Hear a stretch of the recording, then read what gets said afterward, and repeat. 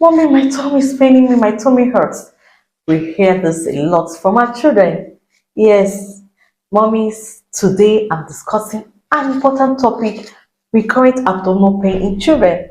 This pain that is coming on and off and on and off in our children. Come in, let's discuss about it.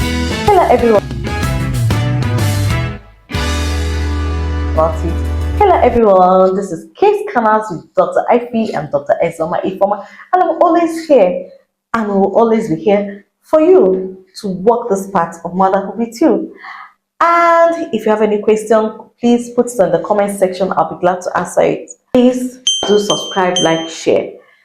Today we're discussing about recurrent abdominal pain. This pain is the pain that normally comes on and off in children. We hear this a lot in 40% of cases that comes to our clinic, the gastroenterology clinic.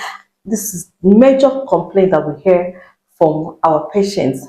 And the pain, you see this pain, very severe pain, coming on and off at least more than 3 times in a period of 3 months. That is how we define this pain. And this pain is so severe that it can even affect the child's activity. Make the child not to go to school, make the child not to go to play ball or go to the playground to play.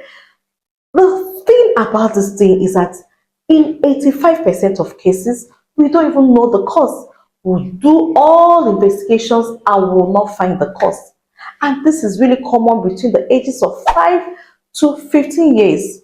So this 85% of cases that we don't find the cause, we call it functional abdominal pain.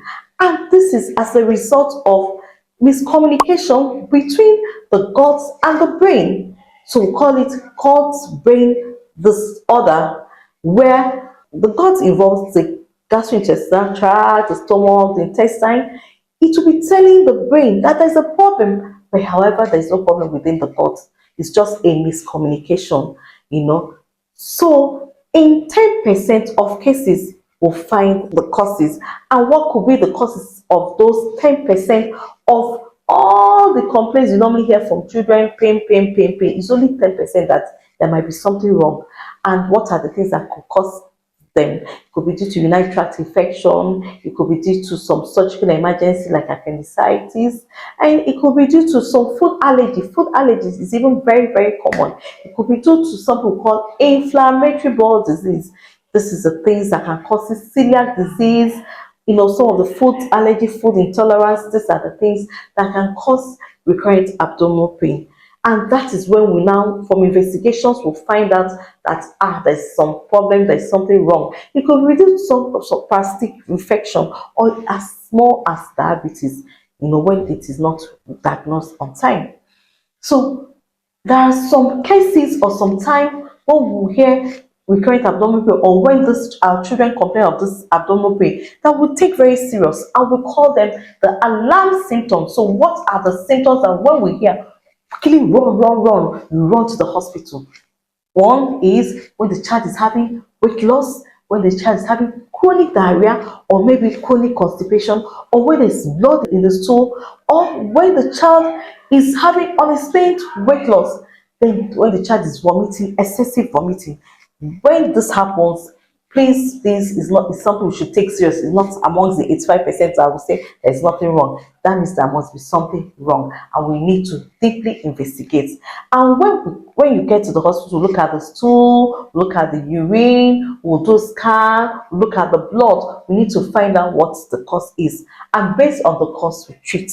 So what of those that when we don't find any cause, the functional abdominal pain, what do we do? One, mothers get reassured that is nothing serious wrong with the baby or with your child. So the second one is for you to have a full diary. I always emphasize on full diary. Full diary will help you to know or identify what are the triggers and know how you're going to eliminate them from the diet of your baby. So whenever you find the triggers, please you stop. You find out the triggers, the aggravating factors, and the relieving factors. If it is something that relieves it, that's fine. But we encourage the mothers to avoid things like chocolate. We know we love our children and we like buying chocolate for our children, but please, if your child is complaining of this pain, please reduce intake of chocolate, or if we can even stop it better, we reduce fizzy drink, the Coke, the Sprite, the Ribena, all sorts of drinks like that. Please, all fizzy drinks will have to stop or reduce it markedly in them. Another thing we can stop, reduce fatty foods, cheese. We have to reduce it. It's really very, very important. Another one we can do is that we encourage mothers to give the child yogurt. Yogurt has been helpful to reduce or alleviate or relieve the symptoms of the pain or the pain symptoms that the child have.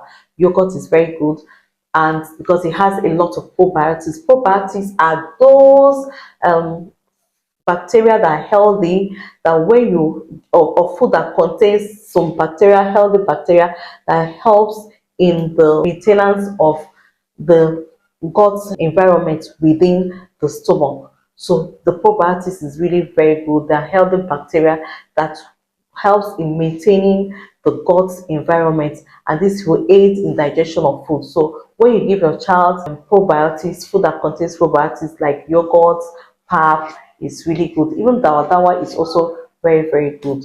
So we encourage mothers to take a lot, to give the child a lot of water. Instead of giving drinks, fizzy drinks, please give water.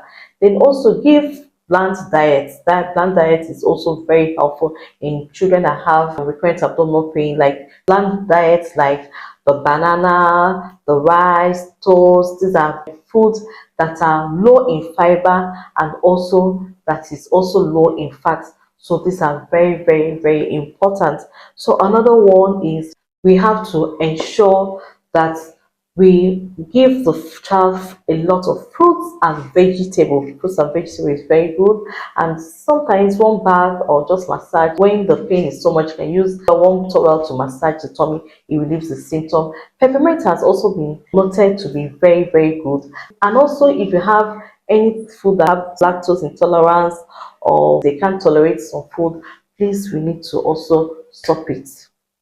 Today we've discussed about recurrent abdominal pain in children. What are the causes? What do we do when our child or our children have recurrent abdominal pain? So please join us for subsequent videos. Thank you very much. Bye bye.